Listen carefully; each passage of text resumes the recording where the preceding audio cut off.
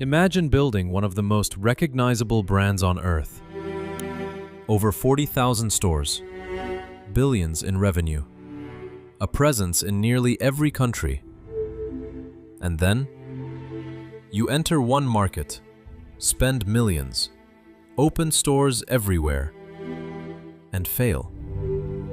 Not because people hated coffee, but because they loved it too much.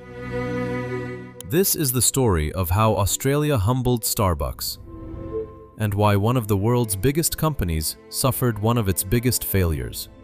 By the late 1990s, Starbucks had become a global phenomenon. Founded in Seattle in 1971, the company transformed coffee from a simple drink into a lifestyle. People weren't just buying coffee, they were buying an experience. Soft music, comfortable chairs, personalized drinks, and that famous green logo.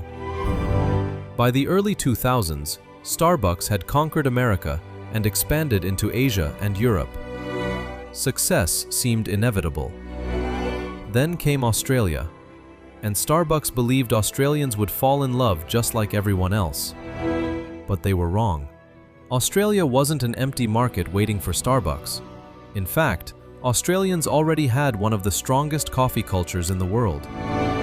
After World War II, Italian and Greek immigrants introduced espresso culture. Independent cafes spread across Melbourne and Sydney. Baristas became artists. Coffee became serious business. Australians cared about quality.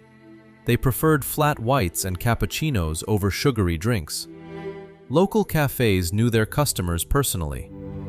Coffee wasn't fast food, it was part of life. And that would become Starbucks' first problem. Starbucks entered Australia in 2000. Instead of growing slowly, the company went all in. Within 8 years, Starbucks opened around 90 stores. Executives assumed Australians would embrace the brand, but they underestimated local competition. Starbucks stores were everywhere, yet customers weren't showing up. Many locations lost money, and operating costs continued rising. The company had expanded before understanding the market. It was a billion-dollar mistake. Another problem? The coffee itself. Australians considered Starbucks coffee too bitter, too sweet, too expensive. Many preferred independent cafes with skilled baristas. Starbucks' large flavored drinks felt foreign. Australians wanted quality espresso, not dessert in a cup. Ironically, Starbucks succeeded in countries where coffee culture was weak. But in Australia, coffee culture was already world-class. Then came 2008. The global financial crisis hit. Starbucks faced declining sales worldwide. Australia became impossible to ignore. The company closed around 61 stores. Hundreds of employees lost their jobs. It became one of the largest failures in Starbucks history. Many experts believed Starbucks would leave Australia forever. But the company learned something valuable. Sometimes, global success doesn't guarantee local success. Instead of leaving completely, Starbucks changed its strategy. The company focused on tourist areas and major cities. Expansion slowed. Stores became more selective. International visitors and younger customers embraced the brand. Slowly, Starbucks returned. Not as the king of coffee, but as a niche player. And surprisingly, that worked. Starbucks didn't fail because Australians hated coffee. Starbucks failed because Australians loved coffee. They already had great cafes. They valued quality over branding. And Starbucks made the mistake many giant companies make.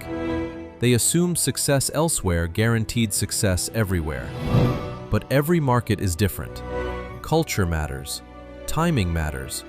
And understanding your customers matters most. Today, Starbucks remains one of the most successful companies in the world. But Australia serves as a reminder. Even giants can fail. And sometimes, the biggest threat isn't competition. It's a misunderstanding of the people you're trying to serve. This is the big why, the stories behind everything. If you enjoyed this video, don't forget to like, share, comment, and subscribe for more stories behind the world's biggest companies, ideas, and billionaires. Until next time, keep asking the big questions.